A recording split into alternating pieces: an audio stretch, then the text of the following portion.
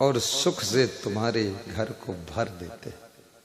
जो तुमको सुख दे और दुख तुम्हारा दूर करे, समझ लेना भगवान रूप बदल कर आ गए और मिल गए। और जो तुमको दुख दे, पीड़ा दे, कष्ट दे, टेंशन दे, तकरार करे, बवाल करे, तो समझ लो शैतान का दर्शन हो गया है, भगवान नहीं शैतान आ गया है। जो तुम्हारे दुखों को बढ़ा दे, सुख को छीन ले, समझ लेना कोई दुष्ट आत्मा आ गई है, उससे मिलन हो गया है। सुखे करता बन के, दुखे हरता बन के, चले आना प्रभु जी चले आना। सुख करता बन के, दुख हरता बन के, चले आना प्रभु जी चले आना। तुम राम रूप में आना। भक्त की पुकार तुम राम के रूप में आओ। में आना। सीता साथ लेके, धनुष हाथ लेके, चले आना प्रभु जी चले आना। कभी राम बन के, कभी श्याम बन के, चले आना प्रभु जी चले आना। सीता को साथ लाइए और धनुष भी हाथ में लाइए। देखिए धनुष हमें संकेत कर रहा है अपनी सुरक्षा का इंतजाम साथ में रखो।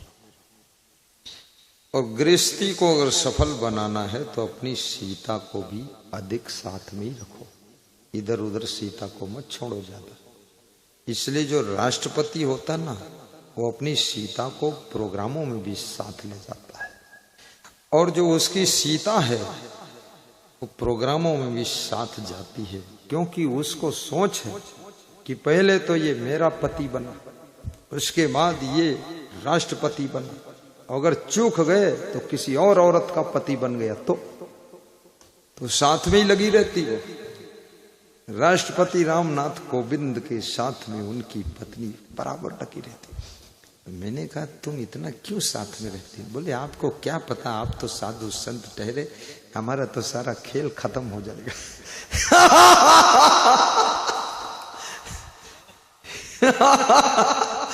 इसलिए पत्नी को भी अपने पति के साथ ज्यादातर लगे रहो। ज्यादा दिल्ली जाता है तो समझ लो वहां से कोई नई बिल्ली न ले आई, इसलिए उसके साथ चले जाओ, कभी देखो तो ये कहां घूमता है। और अपनी पत्नी के साथ भी ज्यादा से ज्यादा रहिए। गुरु को भी अपने शिष्यों के साथ ज्यादा रहना चाहिए। गुरु को अकेले इधर उधर घूमने नहीं जाना चाहिए, और शिष्यों को भी अपने गुरु के साथ रहो। जिसमें तुमको गुरु का रूप दिखाई दे रहा है, फिर उनके साथ रहो, थोड़ा उनकी आज्ञा का पालन करो, उनकी सेवा करो, ताकि गुरु के प्रभाव से, गुरु के औरा से शिष्य का मन कुछ और न सोचने पाए, और शिष्य के प्रेम में गुरु का मन भी बड़ा प्रसन्न हो। इसलिए दोनों गुरु शिष्य साथ साथ रहो। हम सब गुरु शिष्य साथ साथ रहते हैं। मैं एक प्रदेश में गया, नाम नहीं लूंगा, मैंने गुरु से पूछा तुम्हारे कितने शिष्य है सन्यासी, ऐसा साधु? बोले 150। तो हमने कहा साथ में कितना रहता है? बोले 1.5 भी नहीं। मैं उनके शिष्यों से पूछा तुम कितने लोग हो? बोले हम 150 लोग। तो गुरु के साथ? बोले उसके साथ कोई नहीं। तो हमने कहा क्यों नहीं है? अरे बोले लंबी कथा है, रहने दो। तो हमने कहा रहने दो, हमें क्या करना, तुम्हारी कथा तुम जानो। गुरु को बहुत विशाल हृदय भी रखना चाहिए। शिष्यों की गलतियों को थोड़ा थोड़ा क्षमा भी कीजिए।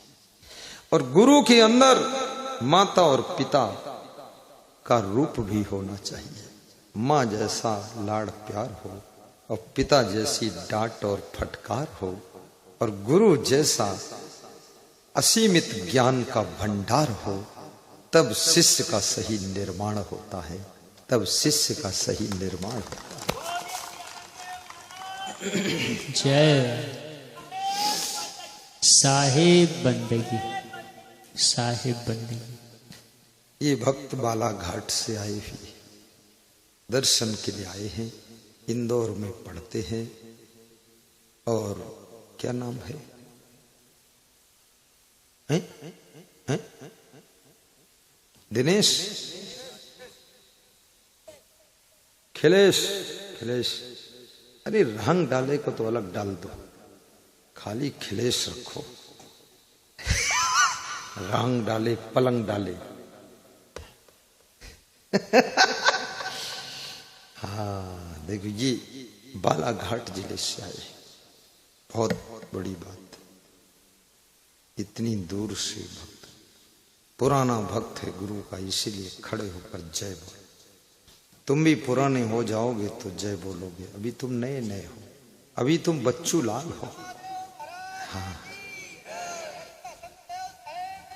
जय। हाँ ये ठीक, ये तुरंत पुराना हो गया।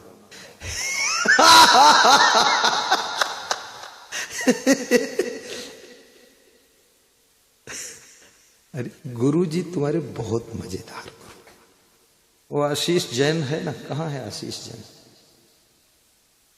वो बोल रहा था, अभी मैं पीछे सुन रहा था, यहाँ बोल रहे थे ऐसा गुरु सरल हमने आज तक देखा ही नहीं।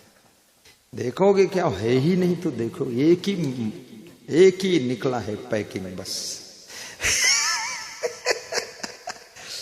और उसी को छांट करके ढूंढ करके ये भूरिया लेकर आए। ये भूरिया कोई साधु चक्कर में फंसने वाला कभी नहीं, ये तो साधु वाधु सब फू कर देगा, उड़ जाए।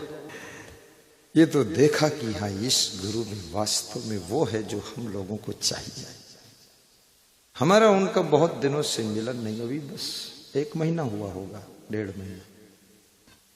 हम दोनों जुड़ गए, हम दोनों जुड़े एक डोरी से, और हम तुम जुड़े हैं जंजीर से। सब जुड़ गए, प्रेम की जंजीर में बंध गए हम।